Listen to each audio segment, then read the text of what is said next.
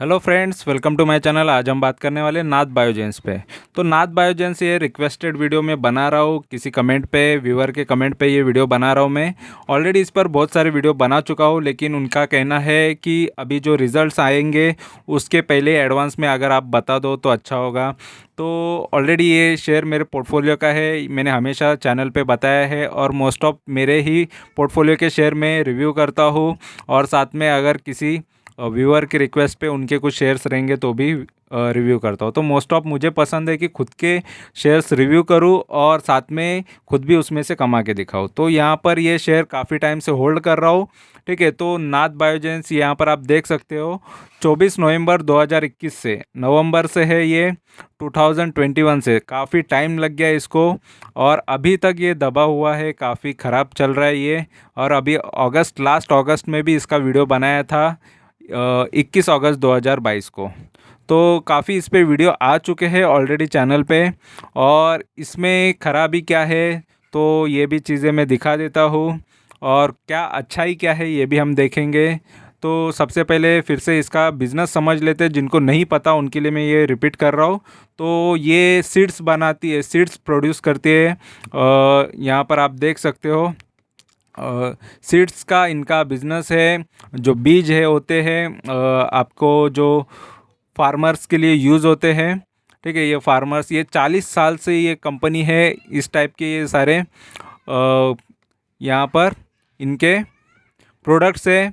हर type के ये बीज या सीड्स प्रोवाइड करते हैं और अच्छे क्वालिटी के सीड्स होते हैं। बीज अच्छे अच्छे अच्छे बीज यहाँ पर आपको मिल जाएंगे, यहाँ पर आप देख सकते हो।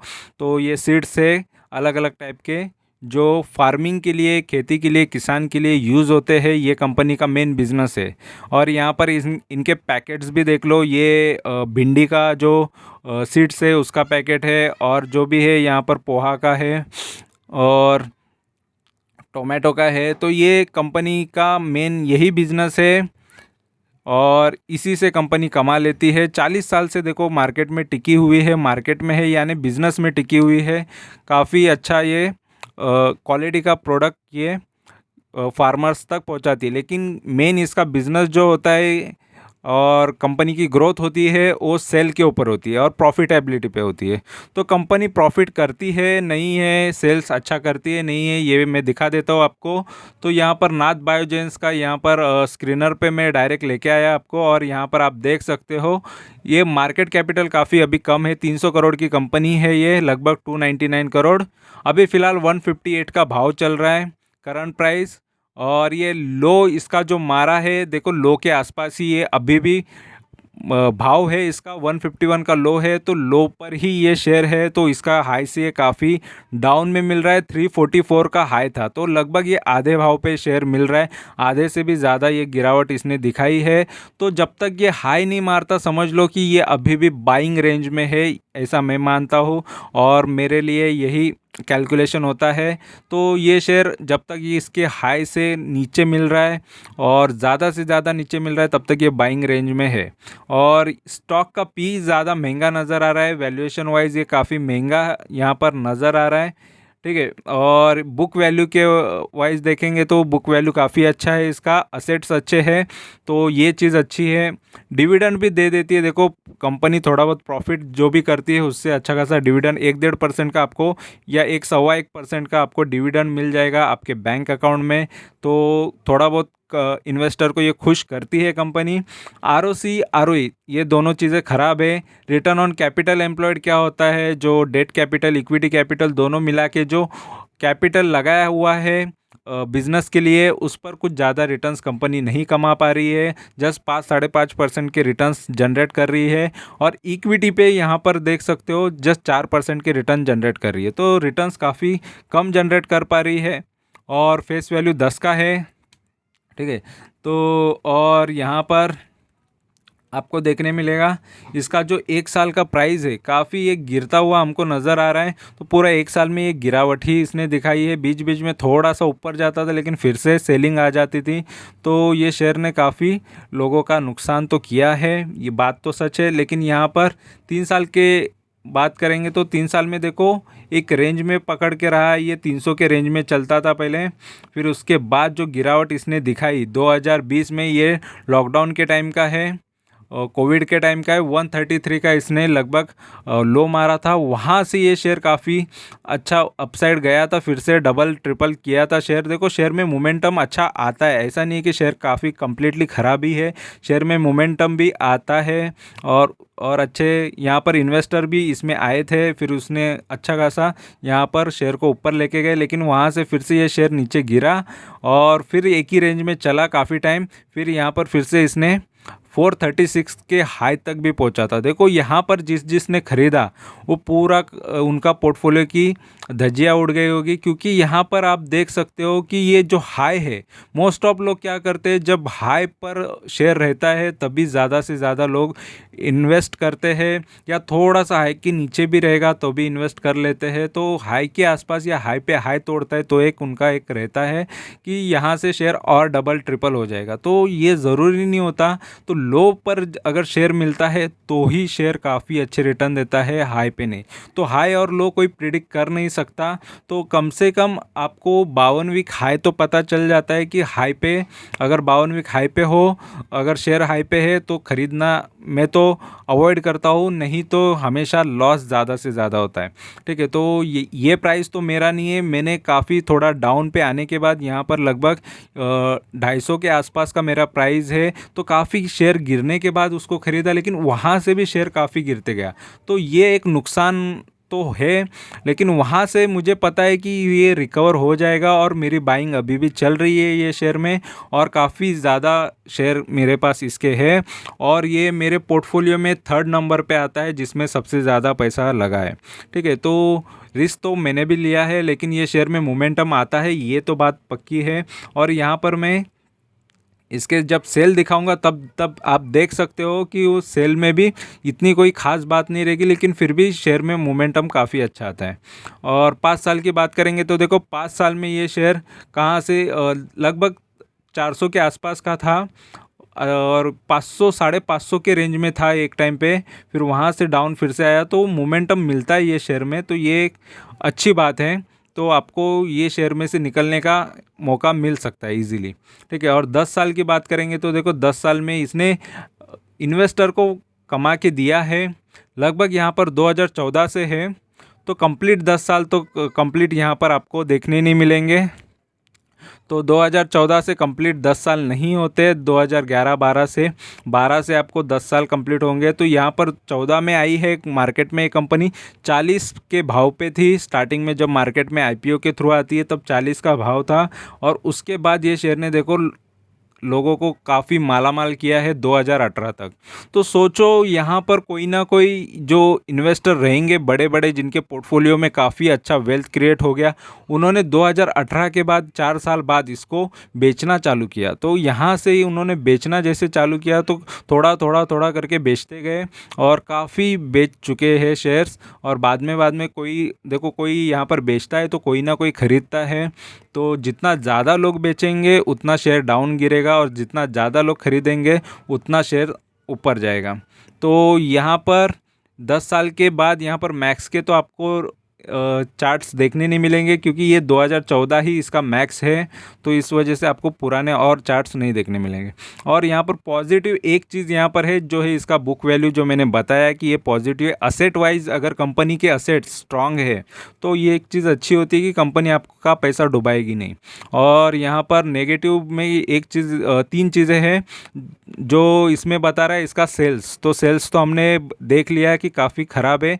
हमने जो इसका रिटर्न ऑन इक्विटी और रिटर्न ऑन, ये वो सेल के रिलेटेड ही होता है, इस वजह से 5 साल से तो इसने सेल काफ़ी ख़राब किया है। इसका 10% की ग्रोथ से चल रहा है ये 5 साल से, और company has low return on equity बता रहा है। ठीक है, लो रिटर्न ऑन इक्विटी यहाँ पर 7.66% का यहाँ पर ओवर लास्ट 3 साल के अंदर है। तो 3 साल में इसके रिटर्न ऑन इक्विटी काफ़ी ख़राब है 3 साल के हिसाब से भी। और डिविडेंड पे आउट कम है, यहाँ पर लो बता रहा है। डिविडेंड कंपनी और ज़्यादा दे तो अच्छा है, इनका कहना है, बट ऑलरेडी कंपनी ज़्यादा प्रॉफिट करेगी तो ज़्यादा डिविडेंड दे सकती है। और यहाँ पर ये कंपैरिजन में अगर देखेंगे तो ये लास्ट नंबर पे आती है क्योंकि इसका मार्केट कैपिटल देखो काफ़ी कम है। और ये मिसलिनियस में इसको गिना गया है, ये एग्रीकल्चर या अलग चीज़ों में नहीं, इसको मिसलिनियस बिजनेस में ये सबसे नीचे पे इसका भाव आ रहा है। और अगर क्वार्टरली रिजल्ट्स की बात करेंगे तो देखो क्वार्टरली रिजल्ट्स जून 2019 से जून 2022 तक 166 करोड़ का सेल था। फिर उसके बाद देखो काफ़ी गिरावट हमको देखने मिली, तो ये गिरता है, लेकिन जून के क्वार्टर में काफ़ी अच्छे सेल हो जाते, फिर से गिरता है। फिर जून के क्वार्टर में देखो तो यहाँ पर एक बार 166 करोड़ है, फिर यहाँ पर 194 करोड़ है, और यहाँ पर 215 करोड़ है, और ये अभी 2022 में 209 करोड़ है। तो जून के हमेशा से रिकॉर्ड रहे, क्योंकि वो टाइम पे माल ज़्यादा बिकता है, इनका एग्रीकल्चरल प्रोडक्ट्स है, इनके बीज है, सीड्स है, जो वही टाइम पे खरीदते हैं, क्योंकि बारिश होती है तो ही खेती होती है, नहीं तो खेती हो नहीं सकती, किसान तभी माल खरीदता है। और इसी वजह से ये कंपनी वही टाइम पे ज़्यादा चलती है, नहीं तो बाकी साल भर इतना चलती नहीं है, बहुत कम कम इसके सेल्स होते हैं। लेकिन फिर भी कंपनी के एक्सपेंसेस भी उसी मुकाबले होंगे। देखो जून में सेल ज़्यादा हुआ तो एक्सपेंस भी ज़्यादा होगा, और सितंबर में यहाँ पर सितंबर में भी अगर आप देखेंगे तो सितंबर में भी सेल कम हो जाएगा, लेकिन एक्सपेंसेस भी कंट्रोल में रहे तो प्रॉफिट में आएंगे। तो इम्पोर्टेंट है कि आपका प्रॉफिट मार्जिन मेंटेन होना चाहिए। तो इनका प्रॉफिट मार्जिन देखो पहले अच्छा खासा प्रॉफिट मार्जिन रहता था 20% से ज़्यादा, फिर बाद में थोड़ा गिरते गया, फिर बाद में बीच में फिर 20% मेंटेन रखा इन्होंने प्रॉफिट, यहाँ पर 32% तक भी गया था। तो प्रॉफिट मार्जिन काफ़ी अच्छा होना चाहिए, जिससे उनके जो अदर खर्चे हैं, एक्सपेंसेस है, वो कंट्रोल में आ सकते हैं और नेट प्रॉफिट काफ़ी अच्छा हो सकता है। तो फिलहाल यहाँ पर नेट प्रॉफिट की बात करेंगे तो देखो जून 2022 में 31 करोड़ का कंपनी ने नेट प्रॉफिट किया है, और मार्च में लॉस किया था, और लॉस हुआ था ये अदर इनकम का जो प्रॉब्लम है, यहाँ पर कुछ सेल हुआ था।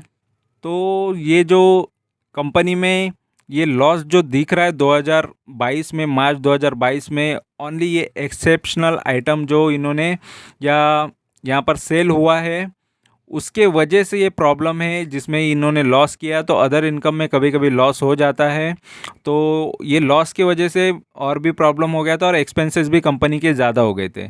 तो इस वजह से कंपनी का 2022 में लॉस हो गया था। लेकिन देखो नेक्स्ट टाइम ये अभी से अप्रैल से लेके जून तक इसने अच्छे रिजल्ट्स दिए, 31 करोड़ का नेट प्रॉफिट कंपनी ने दिया है, और यहाँ पर 3 करोड़ का यहाँ पर इनका इंटरेस्ट भी पे कर रही है। ठीक है, तो ये पॉजिटिव न्यूज़ है कि आगे कंपनी यहाँ, लेकिन यहाँ पर देख सकते हो जून 2021 से थोड़े कम हुए हैं, और जून 2020 से भी कम है ये। तो जून के ये साल के जून के क्वार्टर के रिजल्ट्स थोड़े ख़राब ही है प्रीवियस इसके क्वार्टर से, तो थोड़ा ये नेगेटिव चीज़ भी माना जा सकता है। लेकिन सितंबर के यहाँ पर आप देख सकते हो, अंदाज़ा लगा सकते हो कि सेल इसी तरीके के होंगे। ये जो प्रीवियस चीज़ें हमको देखनी पड़ती है और देखना ज़रूरी होता है, ये एक्सपेंसेस इसी प्रकार रहेंगे। थोड़ा बहुत यहाँ पर 20 करोड़ तक अगर सेल भी करती है, 25-30 करोड़ तक करती है, और एक्सपेंसेस कंट्रोल में रहे, तो लगभग आसपास ही इनके यहाँ पर नेट प्रॉफिट रहने वाला है। और पॉजिटिव रहे, यही चीज़ सबसे इम्पोर्टेंट होती है कि कंपनी के सेल्स और प्रॉफिट पॉजिटिव ही रहे। सेल्स तो पॉजिटिव ही रहता है, लेकिन यहाँ पर कम ज़्यादा हो सकता है सेल्स में, लेकिन प्रॉफिट में भी पॉजिटिव रहे और ज़्यादा रहे, तो आगे कंपनी के ग्रोथ और अच्छे हमको देखने मिल सकती है। तो यहाँ पर हमने अभी इसके नेट प्रॉफिट तो देख लिया, लेकिन अभी यहाँ पर प्रॉफिट एंड लॉस में पूरा साल का कितना हो गया, यहाँ पर प्रॉफिट ये देख लेते हैं। देखो 2011 से लेके 2022 तक कंपनी के सेल यहाँ पर 80 करोड़ से लेकर 275 करोड़ तक गए।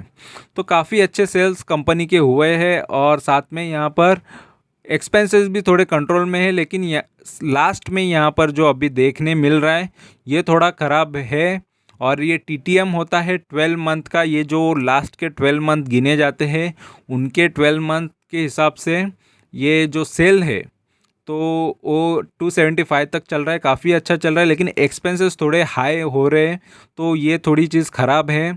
और इस हिसाब से प्रॉफिट मार्जिन काफ़ी कम हो रहा है और अदर यहाँ पर लॉस फिर से आ रहा है। ठीक है, तो ये चीज़ थोड़ी और नेगेटिव नज़र आ रही है। ऑलरेडी मार्च में ये लॉस किया था और भी लॉस यहाँ पर नज़र आ रहा है। तो सितंबर में शायद ये चीज़ ना हो, और ये सितंबर में ये ऐड हो गया, सितंबर के सेल्स में ऐड हो गया, तो आपका यहाँ पर रिज़ल्ट्स नेगेटिव ही नज़र आने वाला है, ऐसा मुझे लग रहा है। क्योंकि ये चीज़ अगर ऐड हो जाती है, क्योंकि ये 3-3 महीने के रिज़ल्ट्स होते हैं। ठीक है, तो पॉजिटिव रहे तो अच्छा है, नहीं तो ये शायद नेगेटिव में ही रिज़ल्ट्स आने की संभावना मुझे नज़र आ रही है। और फिलहाल जो ये टीटीएम बता रहा है, तो ये प्रीवियस जो 12 मंथ है उसके हिसाब से बता रहे हैं, उसके अंदर सारे मंथ आ जाते हैं। तो ये चीज़ थोड़ी ख़राब यहाँ पर नज़र आ रही है, तो थोड़ा और शेयर गिर ना जाए, पॉजिटिव चले, ये चीज़ हम ध्यान दे सकते हैं। और यहाँ पर स्टॉक का CAGR आप देख लो कि ये 10 साल के तो इसने रिटर्न दिए नहीं है, क्योंकि 10 साल का यहाँ इनके पास डेटा नहीं है। ठीक है, लेकिन 5 साल, 3 साल, 1 साल, तो यहाँ पर सभी टाइम इसने सभी को लॉस कराया है, तो प्रॉफिट इसके दिख ही नहीं रहे हैं। ठीक है, तो जब इसके 10 साल के कंप्लीट हो जाएंगे तभी भी ये लॉस में ही दिखाएगा, क्योंकि एक टाइम पे ये काफ़ी अच्छे रिटर्न्स पे था और अभी ये डाउन में है। और बैलेंस शीट की बात करेंगे तो देखो, बैलेंस शीट में फ़िलहाल बोरोइंग 14 करोड़ की 2011 में बोरोइंग थी। उतना कर्जा कंपनी ने उठाया था, बीच में काफ़ी बढ़ गया था 74, फिर से कम किया था कंपनी ने कर्जा, फिर से बढ़ गया था। तो फिलहाल 93 करोड़ का कंपनी पर फिलहाल कर्जा चल रहा है मार्च 2022 तक। उसके बाद कुछ थोड़ा बहुत कम किया होगा, तो ये आगे अपडेट हो जाएगा, लेकिन मार्च 2023 में ही वो अपडेट हो जाएगा। ठीक है, तो फिलहाल यहाँ पर मार्च 2022 तक इसके पास 93 करोड़ का कर्जा है, और यहाँ पर 523 करोड़ का रिजर्व में पैसा पड़ा है। कंपनी का रिजर्व तो काफ़ी अच्छा है, फिर भी यहाँ पर कोई डरने की तो बात नहीं है। कंपनी के पास असेट, मैंने कहा जैसे पहले ही कि असेट कंपनी के काफ़ी अच्छे हैं, तो इस वजह से इन्वेस्टेड रहने में कोई यहाँ पर मुझे तो डर नहीं है। लेकिन ये शेयर काफ़ी टाइम से डाउन है, तो लोग ज़्यादा पैनिक हो जाते हैं, और इस वजह से वो अनसेफ फील करते हैं कि ये शेयर आगे रिटर्न देगा या नहीं। तो फिलहाल देखो, ये शेयर में मैंने एंट्री तो कर ली है, और मैंने भी शॉर्ट टर्म के लिए ही लिया था, लेकिन काफ़ी टाइम से मैं होल्ड कर रहा हूँ। ओवरऑल मार्केट ने भी पूरे नेगेटिव न्यूज़ होने की वजह से मार्केट भी ओवरऑल ख़राब ही रहा है। अगर आप देखोगे निफ्टी और सेंसेक्स, ये 10% तो फिलहाल अभी गिरावट में ही हमको देखने मिला, और पहले भी 15% तक गिर चुका था, जैसे मैंने देखा। अगर आप निफ्टी के चार्ट्स देखोगे तो उसके हाई से वो बीच में 15% तक ये डाउन भी आया था, निफ्टी और सेंसेक्स। तो यहाँ पर जो गिरावट चल रही थी, तो उस हिसाब से ये शेयर ने भी परफॉर्म किया है। क्योंकि ये शेयर जो है, यहाँ पर आप टिकर टेप पे देख सकते हो, ये शेयर जो है 2.5 गुना तक ये वॉलेटाइल होता है निफ्टी से। अगर समझ लो निफ्टी 10% गिरेगा, तो ये 25% गिरेगा आपका शेयर। ठीक है, तो इस तरीके का ये आपको रिटर्न देगा, 25 से 30% ये गिर जाएगा। तो ऐसा ही ये शेयर ऑलरेडी परफॉर्म कर रहा है। तो मेन इम्पॉर्टेंट ये है कि ये शेयर में इन्वेस्ट करना है, इन्वेस्टेड रहना है, होल्ड करना है, नहीं करना है, ये सबको इसका आंसर चाहिए। तो यहाँ पर देखो, टिकर टेप इसके बारे में रिव्यू जो कर रहा है, तो इसका इंट्रिंसिक वैल्यू अच्छा है ये बता रहा है, तो नए इन्वेस्टर इसमें आ सकते हैं। लेकिन इसका आरओई और वर्सेस एफडी ये ख़राब है। इससे अच्छा आप एफडी में पैसे लगाते तो काफ़ी अच्छे रिटर्न आपको मिल जाते। बैंक तो आपको पॉजिटिव ही रिटर्न देता। और डिविडेंड यहाँ पर कंपनी के काफ़ी ख़राब है, इतने अट्रैक्टिव नहीं है। एंट्री पॉइंट अभी अच्छा है, जस्ट ये दो चीज़ें इसमें अच्छी है। और रेड फ्लैग बता रहा है ये एएसएम में है। एएसएम मतलब ये सेबी के निगरानी में चला जाता है कि ये शेयर में कुछ चल रहा है या प्रॉब्लम है, क्या है क्या नहीं है। तो ये थोड़ा बहुत उसमें अगर थोड़े रिस्क फैक्टर में जाता है, या कोई शेयर ऐसा होता है कि सडनली बहुत मूव करता है या बहुत डाउन आता है, तो यहाँ पर सेबी रेगुलेशन चलता है, उस पर इंस्पेक्शन होता है, चेक किया जाता है, तो और उसके बाद फिर वो शेयर से ये चीज़ हट जाती है। तो फिलहाल ये एएसएम लिस्ट में भी है, बट इन्वेस्टर के लिए होता है ये। इन्वेस्टर तो एएसएम लिस्ट में होते तो लोग थोड़े दूर हो जाते वैसे शेयर से, कुछ गड़बड़ी है सोच के। तो फिलहाल यहाँ पर मुझे तो देखो ये शेयर में ज़्यादा कुछ यहाँ पर रिस्क नज़र नहीं आ रहा है, फिर भी मैं इसमें इन्वेस्टेड हूँ। थर्ड नंबर पे तो हो इसमें अभी, और तीसरे नंबर पे है ये मेरा शेयर जो सबसे ज़्यादा कैपिटल इसमें लगा है। और फिर भी और ये ज़्यादा रिस्की लग रहा है। देखो अच्छे अच्छे शेयर्स भी काफ़ी गिरे हैं, तो ये साथ में कोई बड़ी बात नहीं है कि ये शेयर गिरा है तो लेकिन ये थोड़ा ज़्यादा गिरावट होने की वजह से मैं इसमें बाइंग भी और कर रहा हूँ। शायद इसमें और मेरी इन्वेस्टमेंट और बढ़ जाएगी, और जो दो मेरे और बड़े जो दो, एक और दो नंबर पे जो शेयर है उससे भी शायद उससे ज़्यादा इसमें इन्वेस्टमेंट हो जाएगा, क्योंकि ओवरऑल मुझे अभी डाउन में मिल रहा है और मैं मोस्ट ऑफ एवरेज कर लेता हूँ शेयर्स को और प्राइस को डाउन लाता हूँ। तो मेरा लगभग 250 के आसपास का मेरा प्राइस है इसमें। तो मैं फ़िलहाल इसको और कम लाके इसको 200 के अंदर का प्राइस में लाना चाह रहा हूँ, और 200 के अंदर प्राइस आने के बाद ये लगभग 200 250 या 250 के ऊपर तो ये शेयर में से मैं निकल जाऊंगा, जो मेरे मिनिमम टारगेट होते हैं उसके हिसाब से। तो फिलहाल या उससे भी और भी आगे जाएगा, लेकिन ये काफ़ी टाइम ले रहा है। तो टाइम अपने पास अगर है तो आप इसमें इन्वेस्टेड रह सकते हैं, और नहीं है टाइम तो अगर इसमें ओवरऑल चीज़ें अच्छी है तो और भी लॉन्ग कर सकते हैं। तो फिलहाल ये ऑलरेडी एग्रीकल्चर सेक्टर थोड़ा प्रॉब्लमेटिक ही होता है, उसमें मोस्ट ऑफ लोग इन्वेस्ट नहीं करना पसंद करते।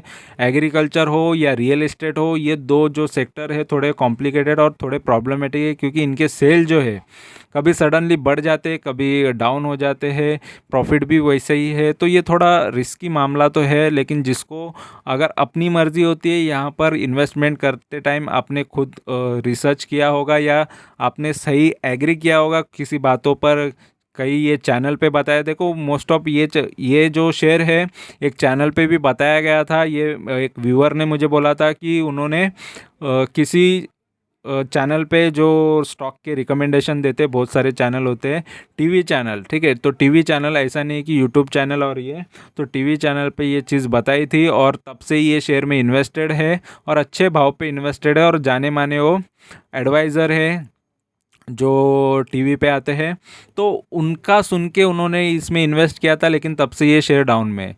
तो ऐसे बहुत बड़े बड़े भी इन्वेस्टर्स है, लेकिन वहाँ पर भी स्टॉप लॉस मोस्ट ऑफ कोई कोई देते हैं, कोई कोई नहीं देते, तो कोई लॉन्ग टर्म के हिसाब से बताते हैं। देखो यहाँ पर शेयर मार्केट में कोई भी गलत हो सकता है और कोई भी सही हो सकता है, लेकिन आपके पास यहाँ पर प्लान होना चाहिए कि अगर ये शेयर डाउन जाता है तो आप क्या करेंगे और कितना इन्वेस्टमेंट करना है, ये आपके ऊपर होता है। तो फिलहाल मेरे पास यही डिसीज़न था कि मैंने इसमें इन्वेस्ट करना है, तो मैंने किसी का सुना नहीं, मुझे स्टॉक अच्छा नज़र आ रहा था तो मैंने इसमें इन्वेस्ट किया, इसमें से थोड़े बहुत रिटर्न मिल जाएंगे सोच के किया।